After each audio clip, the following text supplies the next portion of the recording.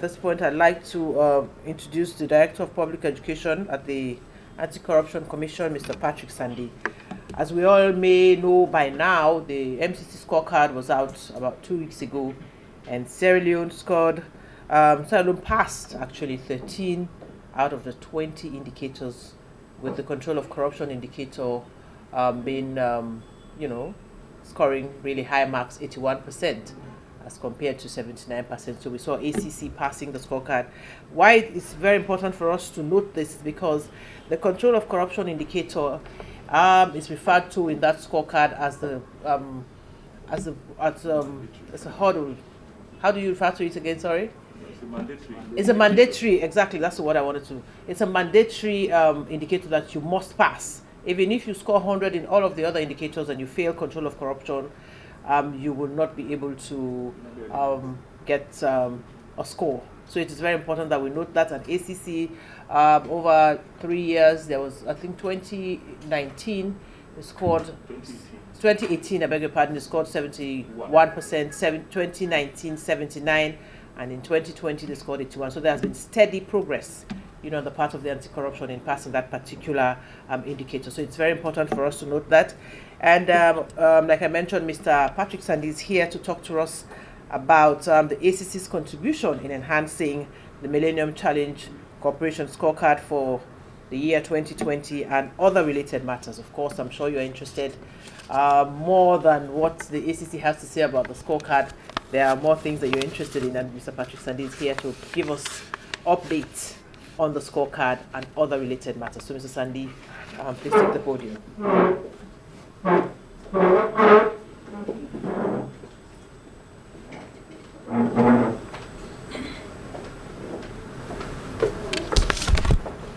Thank you very much, Honorable Minister, Honorable Ministers present, staff of the Ministry, colleagues from the Anti-Corruption Commission, members of the Forte State, distinguished ladies and gentlemen. I want to convey warm greetings from the Commissioner and to state that we are always pleased to be here because it's an opportunity for us to also engage the public and let them understand the work we are doing.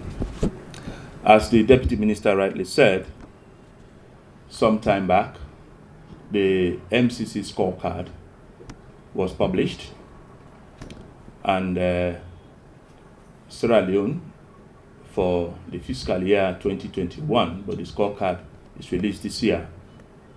On the control of corruption indicator, we passed remarkably.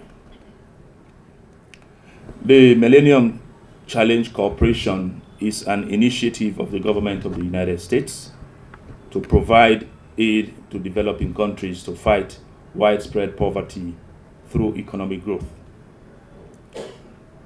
This initiative was created in the United States Congress in January 2004. The scorecard, I must inform you, is put together through secondary sources. And these secondary sources are largely from the World Bank reports, Brookings, Worldwide Governance Indicators, UNESCO, IMF, to mention but a few. But in regard the control of corruption indicator, two sources are primarily used, which are the World Bank reports and the Brookings Worldwide Governance Indicators. The MCC Scorecard consists of 20 indicators, and they are in three broad categories. You have one that speaks to economic freedom, the other, ruling justly, and then investing in people. The control of corruption indicator falls under the category of ruling justly. As the Deputy Minister stated very rightly,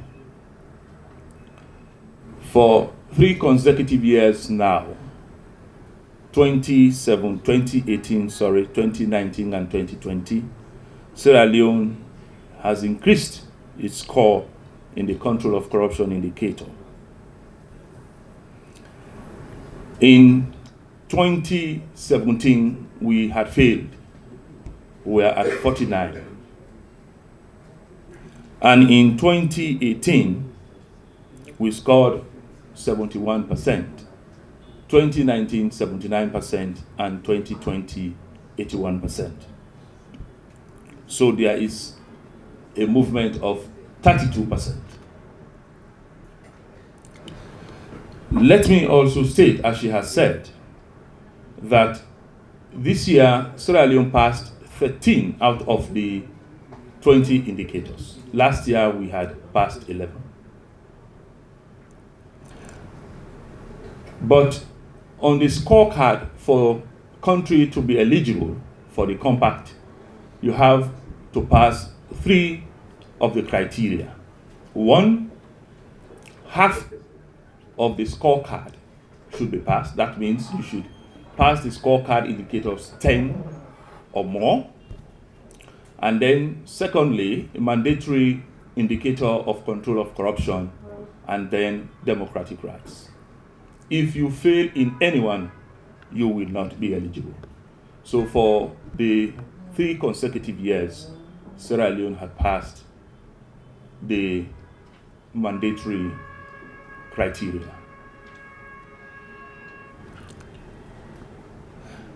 I must also state that in this year's scorecard, Sierra Leone made more gains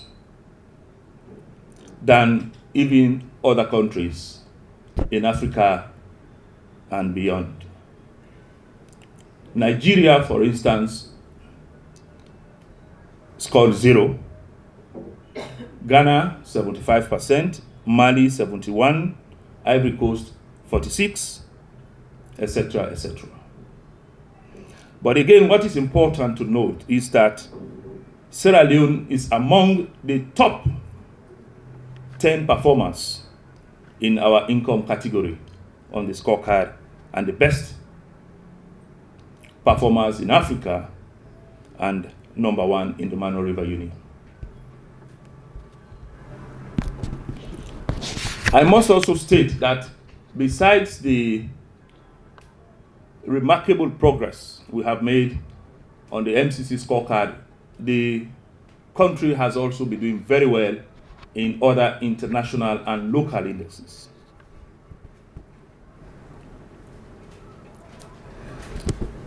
The Global Afrobarometer report of 2019 ranked Sierra Leone 3rd out of 35 African countries surveyed on government's effectiveness in the fight against corruption. And also in 2018, the same Afrobarometer, 54% of Sierra Leoneans agreed that government is performing very well in the fight against corruption. And in 2020, Afrobarometer, again commissioned by the Institute for Governance Reform, IGR, said corruption prevalence declined from 70% in 2015 to 40% in 2020. Let me also state that the National Perception Survey report, which was commissioned by the Public Financial Management Consortium led by CAL, also revealed that 92% of respondents are convinced that the fight against corruption in Sierra Leone is on the right course, and that the Anti-Corruption Commission is creating the desired impact. Also, on the Transparency International Global Corruption Perception Index 2019, Sierra Leone jumped 10 spaces upwards from 129 to 119. All of these have happened as a result of the dedication and steadfastness of the leadership of this country, the leadership of the ACC, and the team.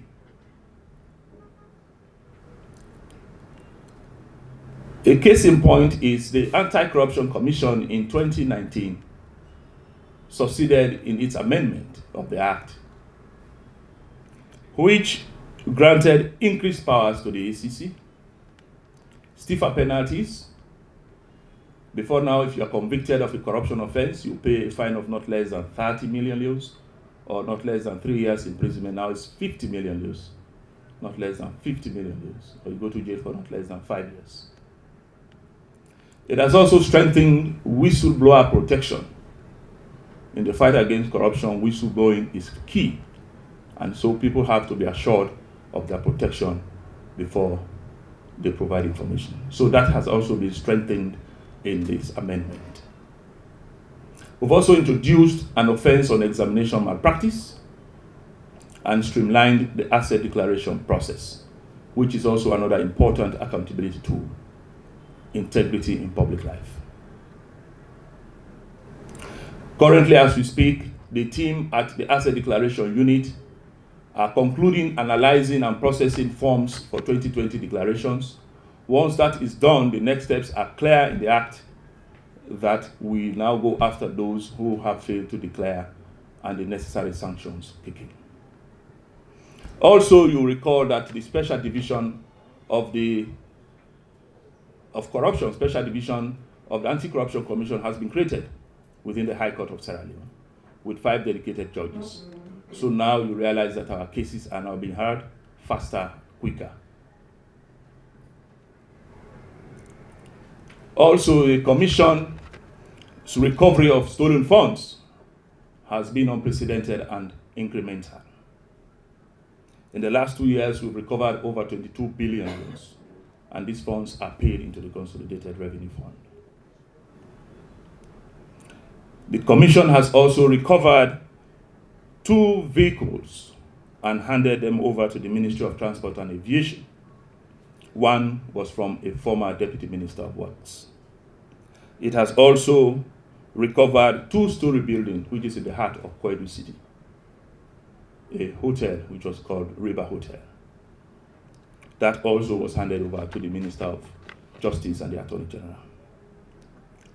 Currently, the Commission is investigating lots of cases, including those that were referred to it by the Commissions of Inquiry reports as a result of the white paper.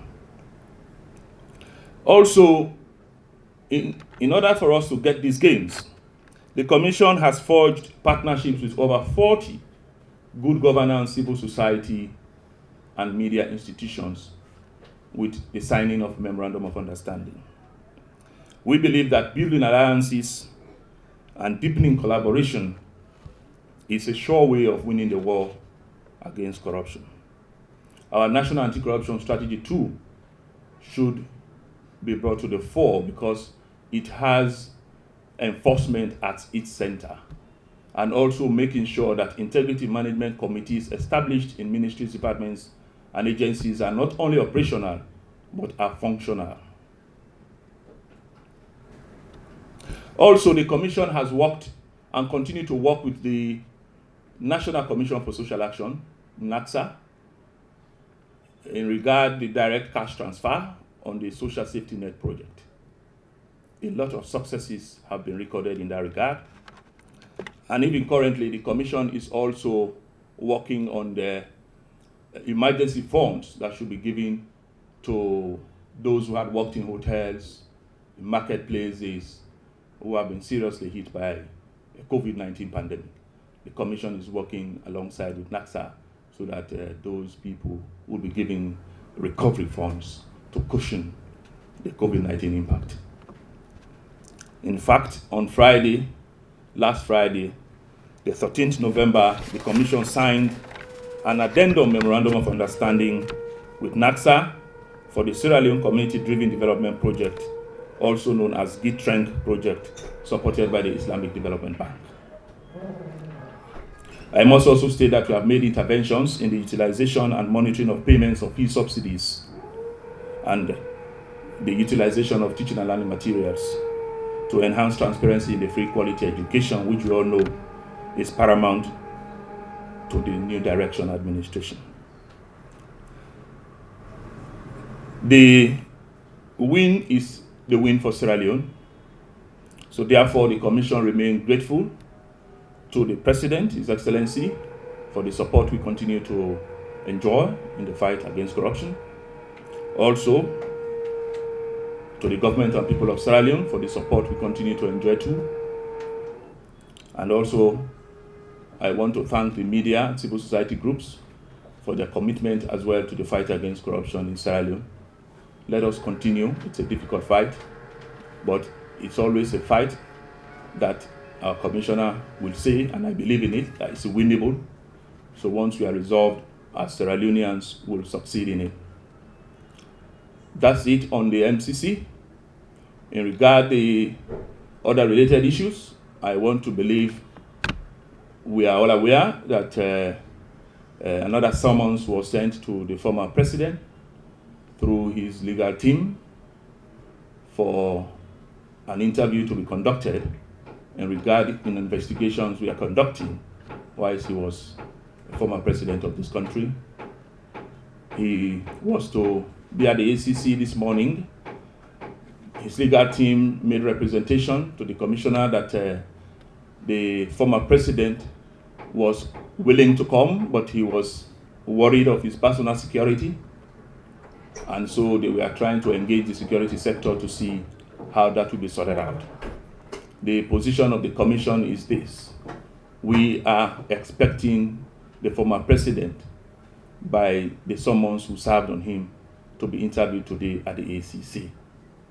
Whatever happens after that will be decided and the public will be informed accordingly. Thank you very much.